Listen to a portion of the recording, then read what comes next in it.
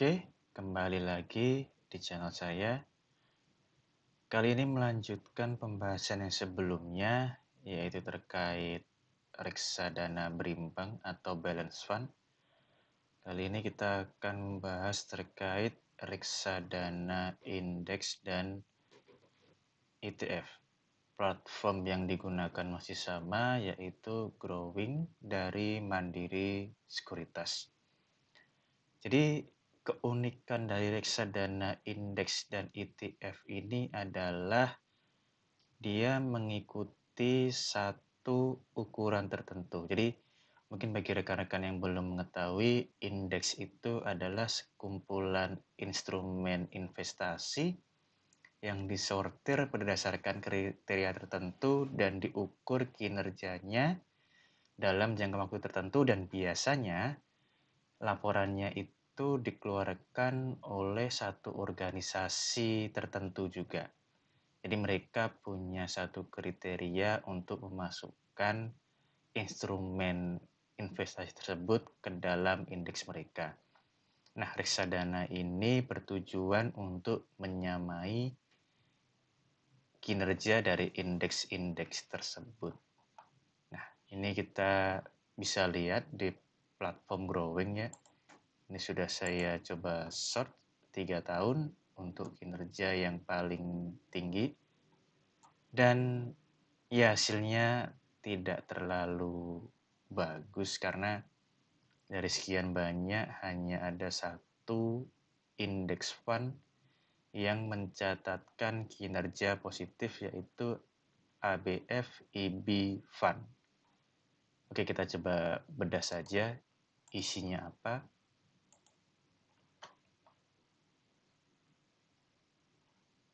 Nah, ABF IB Fund ini indeks terkait obligasi ya, atau fixed income yang diluncurkan oleh Bahana Investment Management.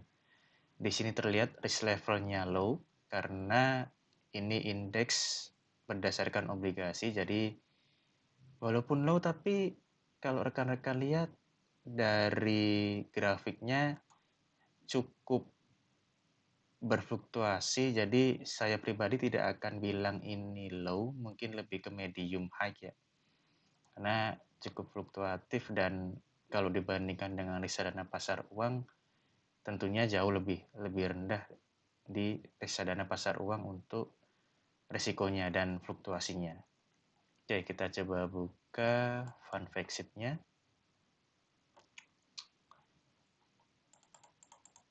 Nah, bisa dilihat di sini tujuan investasinya adalah meningkatkan tingkat pertumbuhan yang stabil dan optimal melalui investasi pada efek bersifat utang. Jadi bisa dicek di sini bahwa instrumen yang ada adalah berdasarkan utang atau obligasi. Nah, di bagian keterangan kita bisa lihat ada keterangan tambahan bahwa tolak ukur yang dikenakan adalah 100% iBox ABF atau Indonesia Total Return Index yang berdasarkan pada obligasi. Kita coba buka ya. Mungkin kita bisa dapat keterangan lebih. Nah, ini adalah indeks obligasi yang diterbitkan oleh IHS Markit, bagian dari S&P Global. Jadi reksadana ini mirroring dari iBox ABF yang diterbitkan oleh IHS Markit. Jadi kalau rekan-rekan memutuskan untuk berinvestasi di reksadana indeks, paling tidak rekan-rekan harus mengetahui tolak ukur atau dia mirroring ke indeks yang diterbitkan oleh pihak mana dan isinya apa. Jadi bisa dilihat bahwa isinya sebagian, ini keseluruhan terdiri dari obligasi 100% dan fixed rate atau obligasi negara fixed rate. Nah, ini sebenarnya kalau rekan-rekan mau pelajari lebih dalam, rekan-rekan bisa sebenarnya membentuk portofolio ini dengan menggunakan platform Bybit dan membeli fixed rate yang sekiranya paling menguntungkan. Itu lebih ringkas ya, lebih sederhana, tapi kalau rekan-rekan kembali lagi punya kesibukan sendiri dan istilahnya tidak ada waktu untuk mempelajari, bisa menggunakan reksadana indeks ini. Cukup aman, isinya obligasi, jadi tidak perlu terlalu khawatir lah kalau dibandingkan dengan reksadana yang isinya saham atau ekuitas. Oke, next kita coba cek untuk yang reksadana lainnya. Oke, kita coba untuk reksadana indeks dari Mandiri.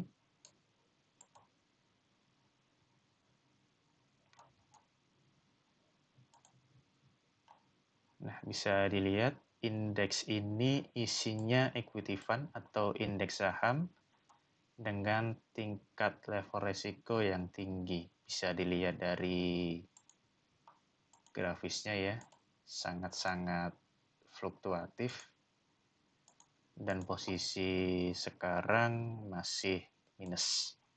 Oke, kita coba cek isi reksadananya.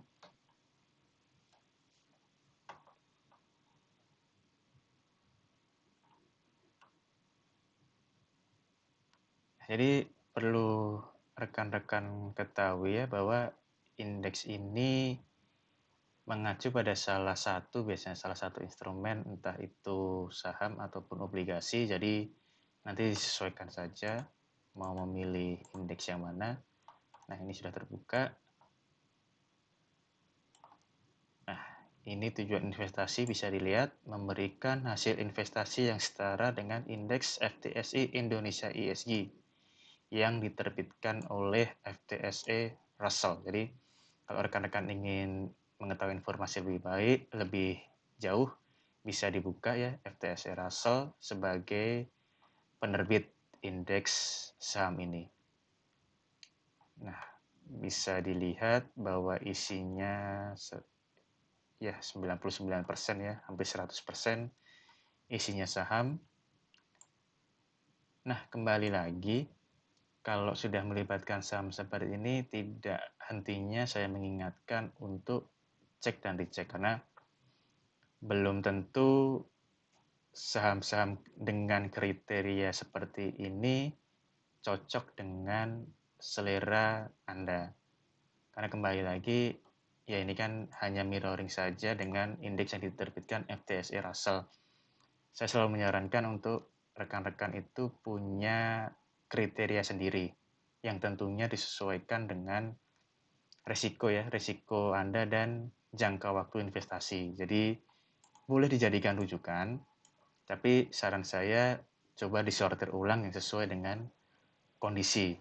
Tentunya kondisi rekan-rekan sekalian ya, dan juga menyesuaikan dengan kondisi global dan juga kondisi negara kita saat ini. Bisa jadi mungkin indeks yang Anda susun sendiri itu lebih relevan daripada yang diterbitkan oleh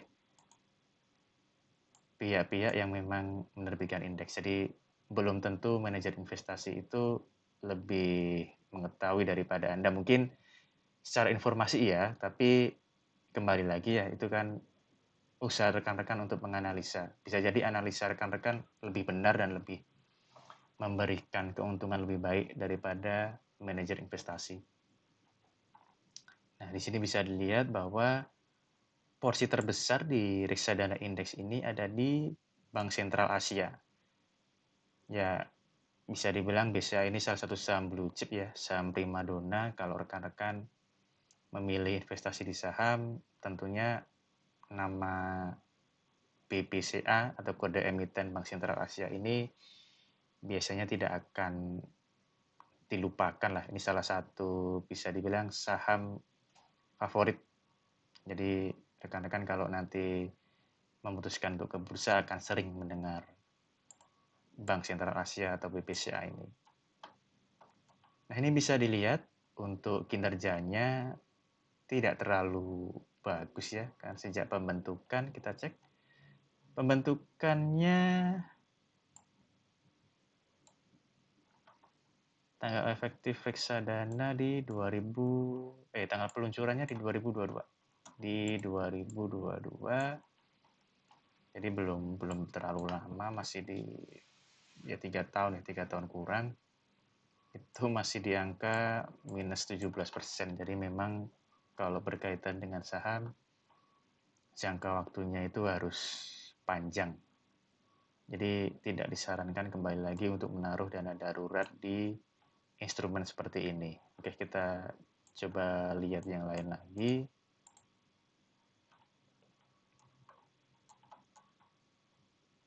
Kita lihat di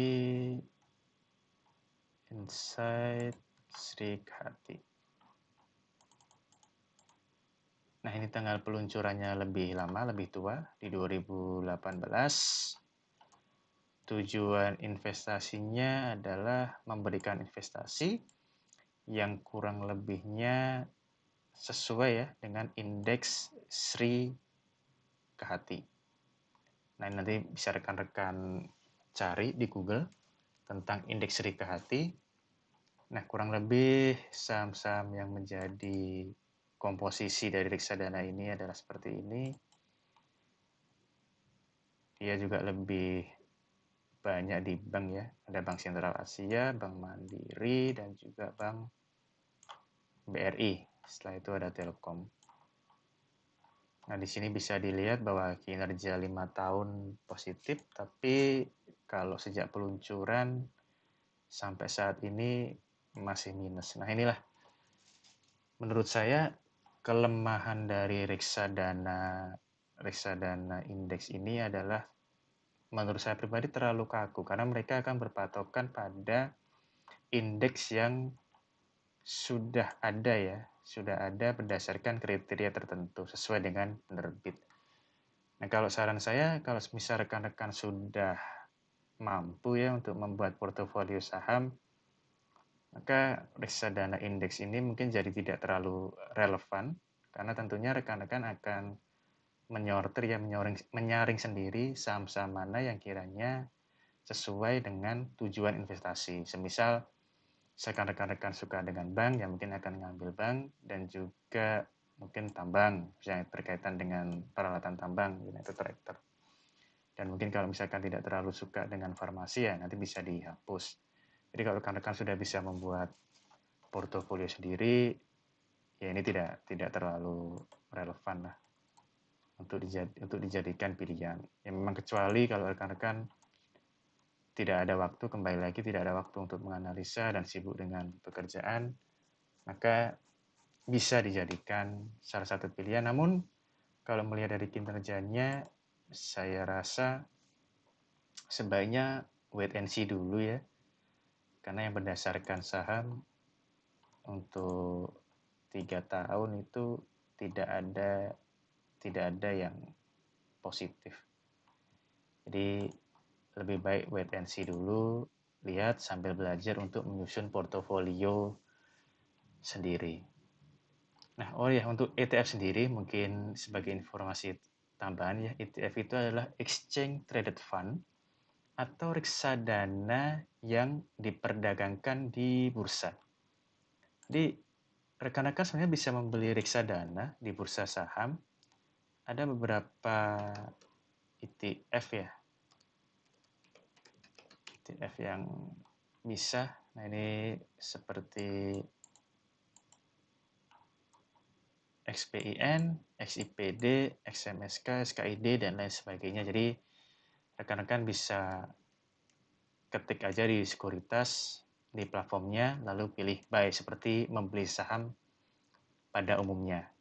Jadi ETF itu seperti itu, tapi secara kinerja ya tetap rekan-rekan harus cek di fund fact sheet-nya isinya apa, prospektusnya apa, dan bagaimana kinerjanya selama 2-3 tahun atau 5 tahun ke belakang. Ini sudah cukup banyak, ada sekitar 110 dari 45 yang diterbitkan oleh berbagai manajer investasi. Jadi bedanya di situ saja. Kalau reksadana biasa, rekan-rekan harus membeli di platform yang bekerja sama. Kalau exchange traded fund ini menggunakan semua platform sekuritas bisa, hanya nanti ditulis saja di kolom buy-nya nanti akan muncul. Jadi seperti membeli saham pada umumnya. Nah, kurang lebih demikian terkait reksadana indeks dan ETF. Jadi kegunaannya ya sebenarnya kalau Anda sudah bisa ya ini akan tergantikan dengan sistem Anda sendiri lah. Anda akan menyaring saham-saham ataupun instrumen-instrumen yang kiranya cocok. Jadi kalau semisal belum bisa melakukan itu ya silahkan untuk dipertimbangkan. Kalau sudah bisa ya sebaiknya sih saya selalu menyarankan untuk membuat indeks versi Anda sendiri. Jadi di situ nanti Anda bisa lebih percaya diri dan lebih fokus lah untuk mengambil instrumen-instrumen yang sesuai dengan tujuan keuangan Anda. Kiranya demikian, semoga tetap cuan. Mungkin kita akhiri ya pembahasan terkait mutual fund. Untuk video berikutnya, kita akan coba untuk membahas topik lain terkait investasi. Ya, salam cuan, semoga tetap sehat dan see ya.